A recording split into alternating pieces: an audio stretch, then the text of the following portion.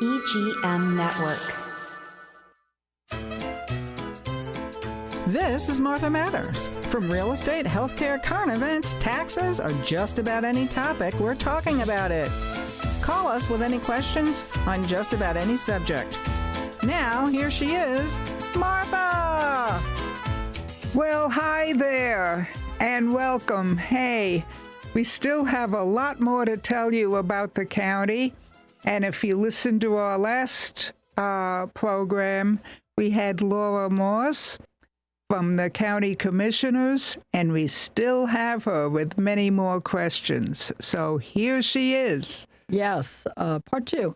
In the last show, we were talking about the urban service boundary study. And just to recap, for those who might not have heard the first show, the urban service boundary is defined as that area in which urban services are provided. And what are those services? Water and sewer, primarily.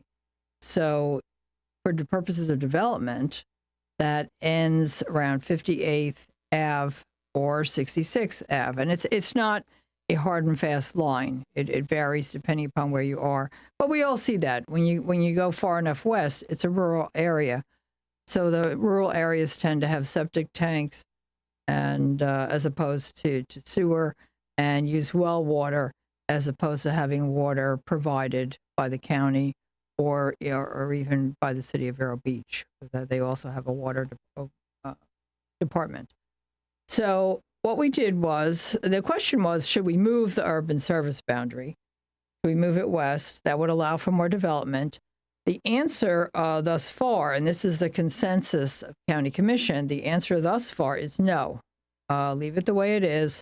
We have room within the existing urban service boundary. And again, that's where the services, water and sewer, are already available. We have room within that existing area to cover the needs of development within until 2050.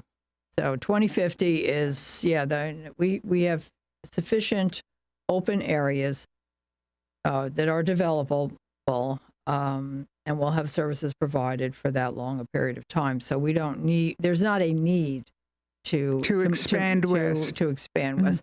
And, I mean, if you think about it, it makes more sense to fill in areas, that you have than to leave gaps and then, constantly be expanding. And in the last show, you made a good point. And that was about, I don't mean it in a disparaging way, but they've been called this, I didn't come up with this, but like the cookie cutter developments where, everything's the same. And we see the drawings for them, and it does look like a cookie cutter. And there have been discussions, by the way, during meetings of County Commission about that for years. I mean, I'm just starting my second term now. And big thank you to anyone and everyone who voted for me. I appreciate it. I love the job, and I love our community.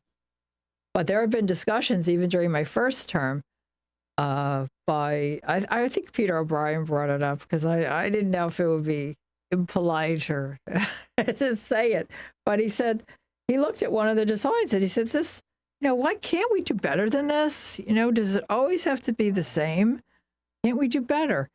And, we can't dictate to them how they're going to look, but we can set it up through different requirements that we have that might promote more of a variety. You mentioned in the last show the Devasta development, and also the development that is at the intersection, for anyone who's seen it, of 510 and US 1. I think you were talking about that. And I myself haven't actually been in there, but you were talking about the ponds, the stormwater ponds, and the wetland area. And by the way, for the county, we have regulations that require them, not to fill in wetlands. And if they want to fill in a wetland, it has to come before us and we vote on it. And for the record, since I've been there, it's only come before us twice, and I voted against it. I don't see filling in wetlands ever. I just don't. Some of my colleagues did not agree. and with all due respect to them, so it went through. In fact, it was a 4-1 vote, and chances are, if you see a 4-1 vote, I'm the one. It doesn't, and not just about the environment, probably about anything. But yeah, with that being said, I mean, I think it through. And the question with one of them, you appreciate this, Martha. The question with one of the matters that we voted on was that the developer, this was on the lagoon. Okay, so it's a real wetland because practically in the lagoon.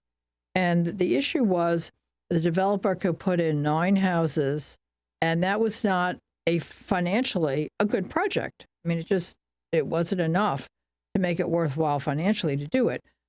So what was requested was that enough be filled in, wetlands be filled in to allow for, I think it was 16 homes, and 16 homes make it financially viable. So this is all on videotape. This was decided, more than a year ago now. But at any rate, a question was asked during this county commission meeting. The question was asked, well, if we don't grant this waiver and allow you to fill in the wetlands, would that kill the project? And the answer was yes, it would kill the project. But I still voted for it. Mm-hmm. Knowing that it would kill the project, because I really think at this point, we know the environmental problems, and we understand, the majority of us understand the importance of environmentally sensitive areas. I mean, years ago, and I'm not critical of the past, because years ago there were a lot less people living here, so you didn't have the same impact. You had far fewer people, right. and also people weren't aware. People were not aware. I've heard criticisms, for example, of putting the treatment plant on the lagoon. Well, how did that happen? Why is that on the lagoon? Well, years ago, they were treating. They didn't think of those things. Yeah, it wasn't. We're talking 100 years ago. Yeah, I mean, I don't believe in criticizing the past. I think, I like to assume they did the best they could at the time, mm-hmm. and, given that context.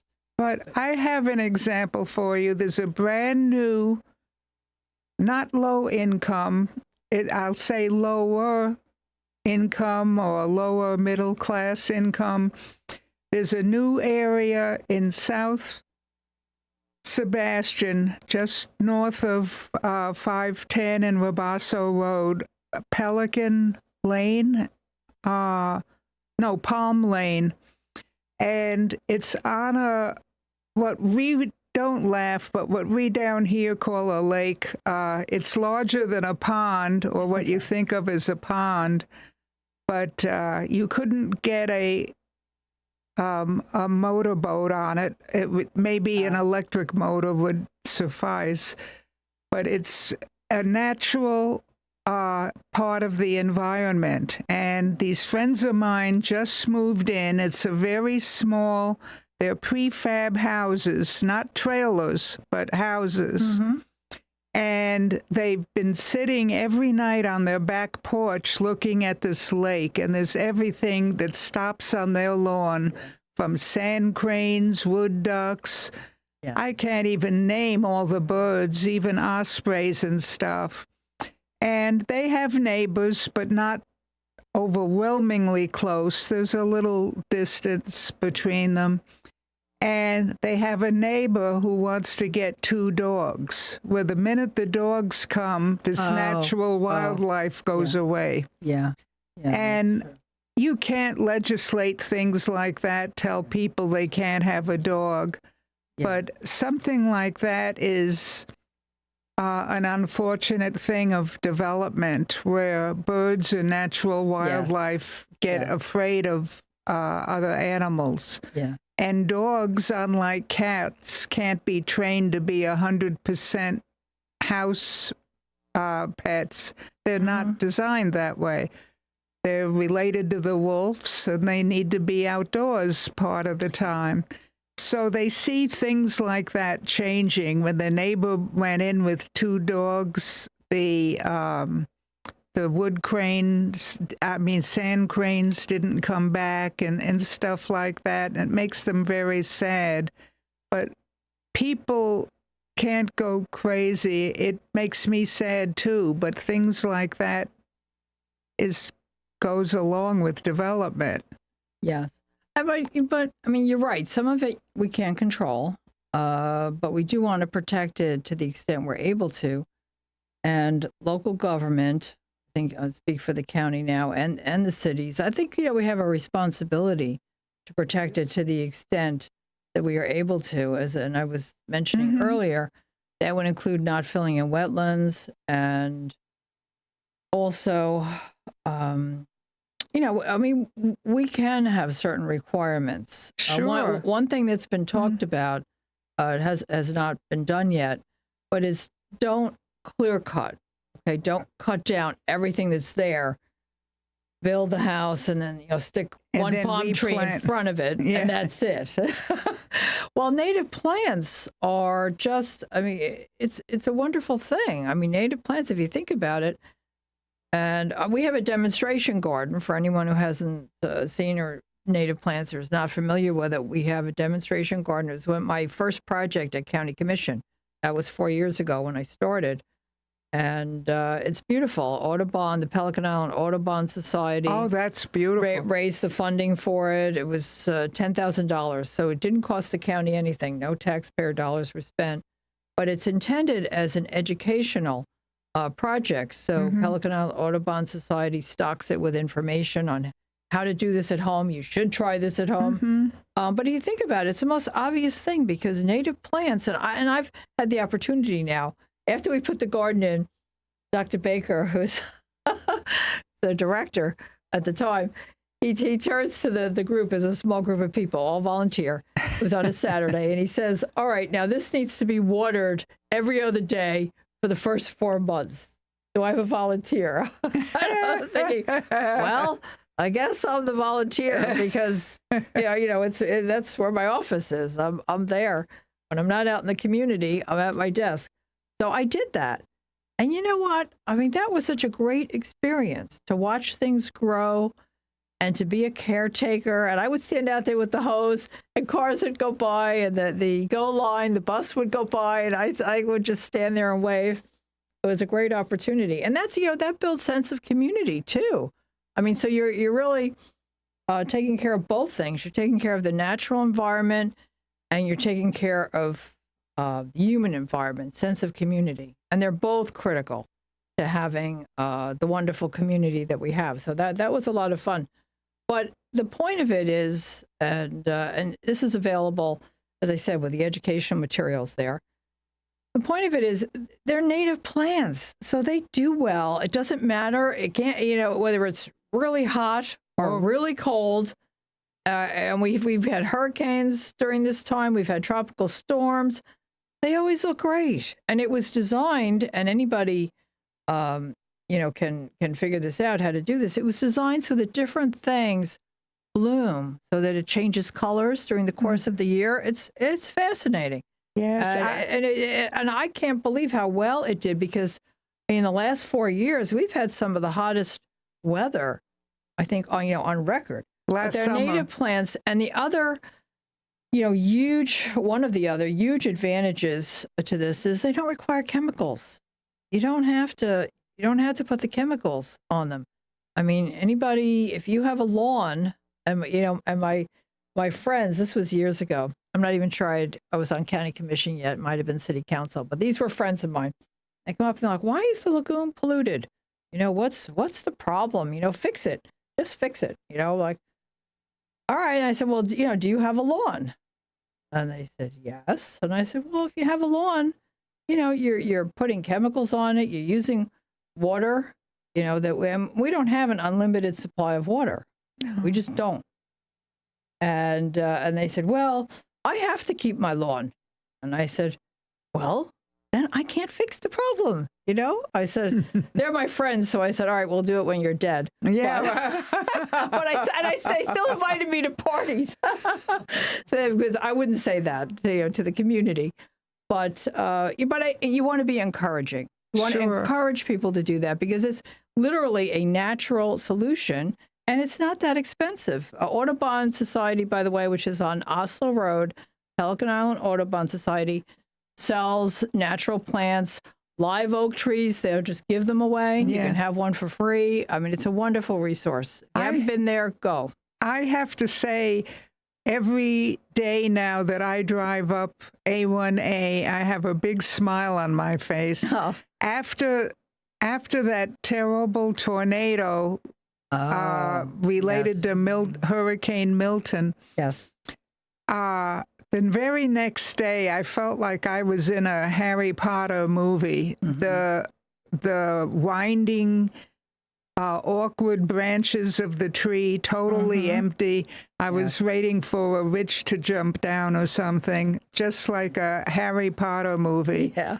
And now, don't get me wrong, everything's not back to normal. That will take a few years. Yes. But the trees are growing. They didn't cut them down. In Yes. some cases with broken branches, they had to trim them, but that's fine.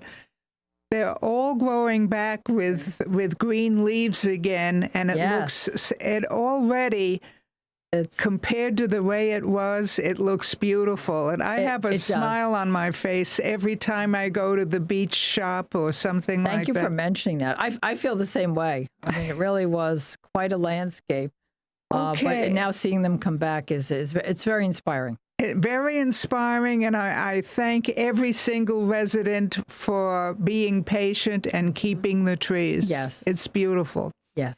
Well, we've got to take a break again, but we'll be right back. We have some more topics to go over, so stay with us.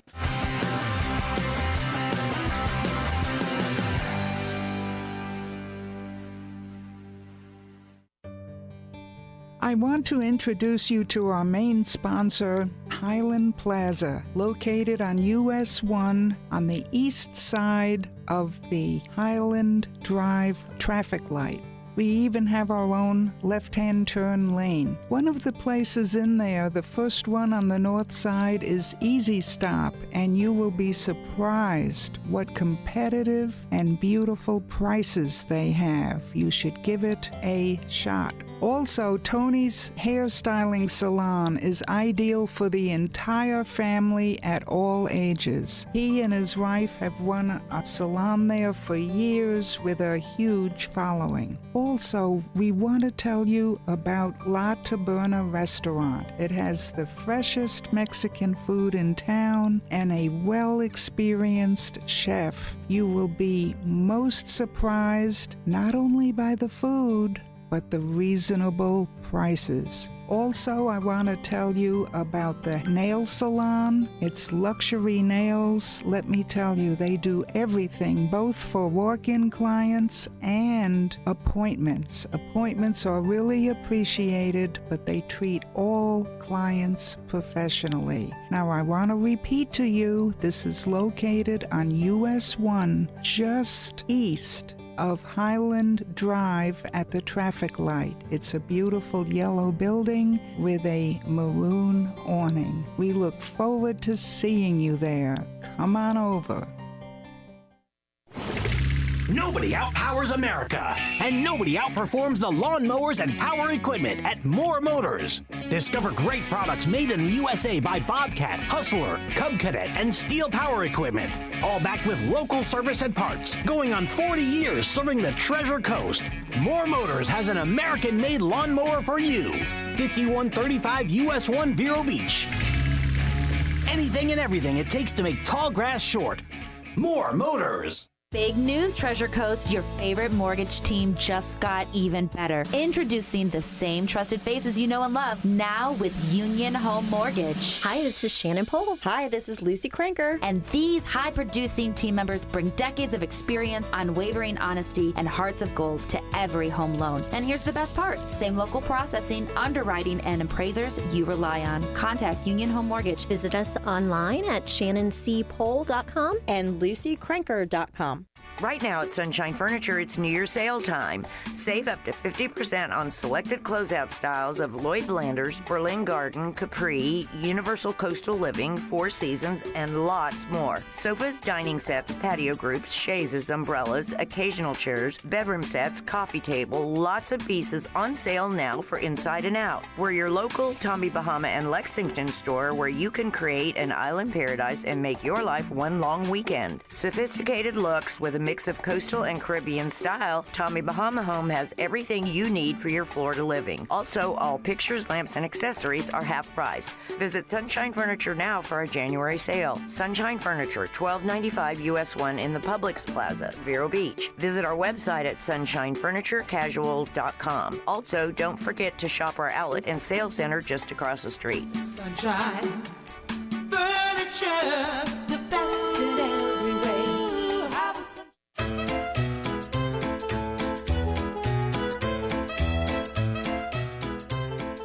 Okay, welcome back.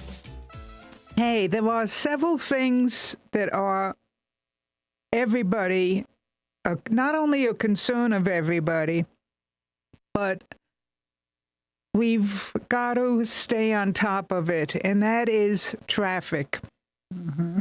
Do you have any suggestions when some people go wild and skip red lights? We can't do anything about that. And traffic, by the way, did come up on this urban service boundary study that we did as a concern. In fact, it was the rated number 3, the third most important concern that people had with regard to development.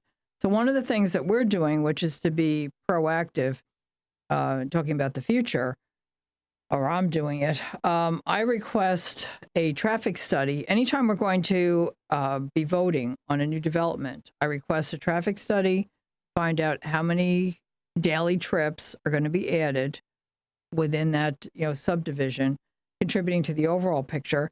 And I've suggested that a count be kept. We're not doing this yet, but I have said it. I've already said it at a meeting. Otherwise, I wouldn't be talking about it here. It's on video. I've requested that we keep a count. For example, for this, you do it by calendar year or by fiscal year. How much traffic have you added by approving these subdivisions that we were talking about earlier? How much traffic each time? You can picture that United Way thermometer, okay, and the red. Except it's not a good thing. It's how much are you adding? So that we can understand, because I think all of us have had that experience where we're stuck in a left-hand turn lane for more than one cycle. And with regard to changing the traffic signal, waiting for the green light.